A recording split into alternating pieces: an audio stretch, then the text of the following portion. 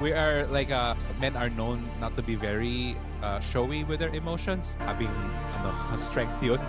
So Paul, since borrowed din nga yung term na trauma from a foreign language, ano ba talaga ang trauma?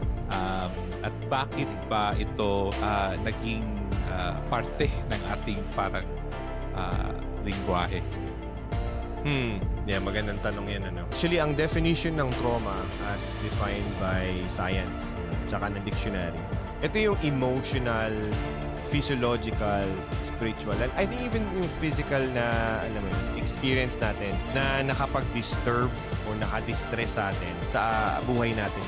So, pwedeng manggaling yan sa nung kabataan natin, nung na-neglect tayo, na-abuse tayo, nung bata tayo. Or pwede rin pala na kahit na matanda na tayo, no? Adulthood, kunwari, nagkaroon ng betrayal, nangaliwa si Mister.